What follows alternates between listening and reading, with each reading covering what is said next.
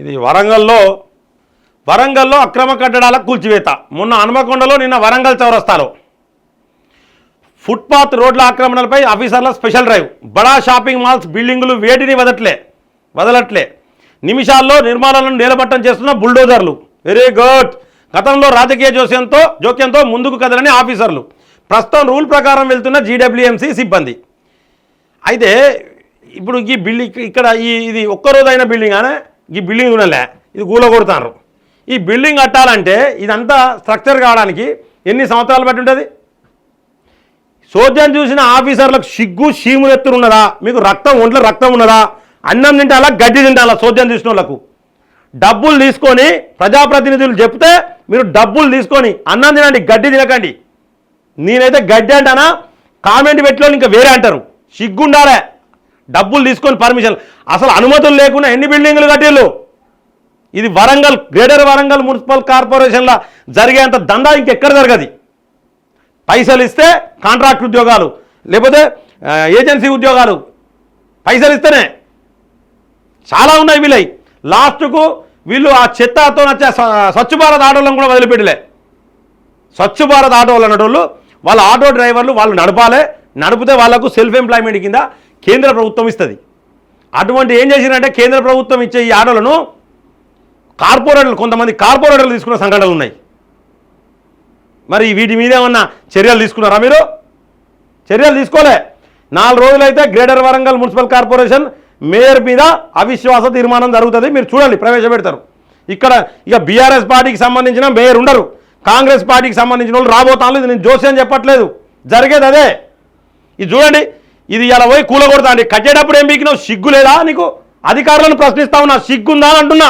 అధికారులను, సిగ్గులేని అధికారులు కాబట్టి ఈ యొక్క కట్టడాలను ఈ విధంగా కూలగొడతారు. అప్పుడు ఏం బీకిర్రు?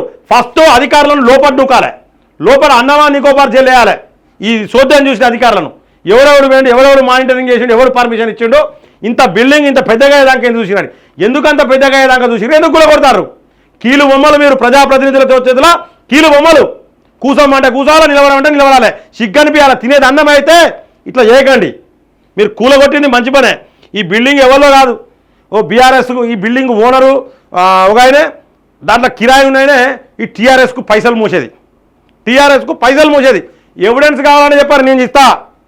ఎవిడెన్స్ కావాలంటే ఎన్ని దొంగ కథలు పడ్డావు నువ్వు, ఎన్ని లంగ కథలు పడ్డావు, నీ దుకాణాలు ఎక్కడెక్కడనే ఎంత దొంగ కథలు చేసినావు. ఎవిడెన్స్ కావాలంటే 5 నిమిషాలలో నేను దొరకబడచ్చు. నేను పెద్ద లెక్క కాదు, దొంగ. ఈ దుకాణంలో నడిపాడైనా పెద్ద దొంగ. నేను ఇప్పుడు క్లియర్గా చెప్తున్నా. ఇక్కడే కాదు, హైదరాబాద్లో దుకాణాలు నీకు ఇవన్నీ బీఆర్ఎస్ను పెట్టుకొని దొంగ కథలు పడ్డవు నువ్వు. బీఆర్ఎస్లను సంకల పెట్టుకొని కేసీఆర్ అంటావు, కేటీఆర్ అంటావు. ఫస్ట్ ఇక్కడ వినయ్ భాస్కర్ అంటివి. నీ రేంజ్ ఎక్కడికి పెరిగిపోయింది బీఆర్ఎస్ గవర్నమెంట్లో? బిడ్డ నువ్వు కిందికి దిగుతావు. నెక్స్ట్ చెప్తున్నాం, ఖబర్దార్. నువ్వు ఎంత దొంగ పని చేసినావు, ఎంత లంగ పని చేసినావు అన్నున్నాయి. ఎక్కడెక్కడ ఎకరాల భూమి నువ్వు అధికార పార్టీలు కలిసి కొని మాయం చేసిర్రు. మధ్యలో ఎంతమందిని మోసం చేసిర్రు. ఉసురు తాకుతుంది, పాపం తాకింది, నీ బిల్డింగులు కూలగొట్టే పరిస్థితికి వచ్చింది. దయచేసి నేను కాంగ్రెస్ ప్రభుత్వాన్ని కూడా క్లియర్గా చెప్తున్నా, ఇటువంటి వాళ్ళని ఫాల్తుగా వదిలిపెట్టద్దు. ఇది ముందుగా మీరు స్టార్ట్ చేయాలి. దీని ప్రకారం కంపల్సరీ ప్రస్తుతం రూల్ ప్రకారం వెళ్తున్న జీడబ్ల్యూఎంసీ ఫస్ట్ వాళ్ళని నూకాలే. ఇంతకుముందు ఏమీకిరు 200 కంప్లైంట్ చేసిన నేను, ఒక్కనాడు స్పందించలే. మంచం తెరుగు పోతారు వీళ్ళు. ఎవరైతే పర్మిషన్ తీసుకుంటారో వాని తెరుగు పోయి వాడిని గెలుకుతా అంటారు. మంచి పని చేశారు. ఇది వరంగల్లో అక్రమ కట్టడాలు మొన్న హనుమకొండలో, నిన్న వరంగల్ చౌరస్తాలో, ఇంకా హనుమకొండలో ఆయనకు ఉన్నాయి, హైదరాబాద్లో కూడా ఉన్నాయి, ఆయనకు దుకాణాలు ఉన్నాయి. సో ఈయనను వదిలిపెట్టకండి. ఈయన టీఆర్ఎస్ డబ్బుల సంచులు మోసింది ఈయననే. Clear evidence. ఖచ్చితంగా ఈయన మీద దర్యాప్తు జరగాలి. నిఘా వర్గాలతో దర్యాప్తు చేపట్టాలి. ఈయన మీద చేపట్టి ఈయన లోపల దూకాలి. ఇప్పుడు నా డౌట్ ఏంటంటే 2 బిల్డింగులు కూడా కొట్టగానే మళ్ళీ సరెండర్ అవుతాడు కావచ్చు. ఇక కాంగ్రెస్ వాళ్ళ సంఖ్యలో చేరుతాడు కావచ్చు. పోయి ఇక ఇప్పటికెళ్ళి మీ సంచులు మోస్తా అంటాడు కావచ్చు. దయచేసి ప్రజలకు ఒక మంచి మెసేజ్ ఇవ్వాలి. రేవంత్ రెడ్డి గారు, మీ ప్రభుత్వంలో మీరు మంచిగానే పనిచేయాలని మేము కోరుకుంటున్నాం. ఖచ్చితంగా ఒక మంచి మెసేజ్ చేయాలంటే ఇటువంటి ఫాల్త్ నా కొడుకులని ఇల్లు కూలగొట్టడం కాదు, వీళ్ళ మీద ఇంకా చర్యలు తీసుకోవాలి. ఇంకా ఎన్ని దందాలు చేసారు వీళ్ళు చేయబట్టి ఎంతోమంది అమాయకులు చచ్చిపోయారు.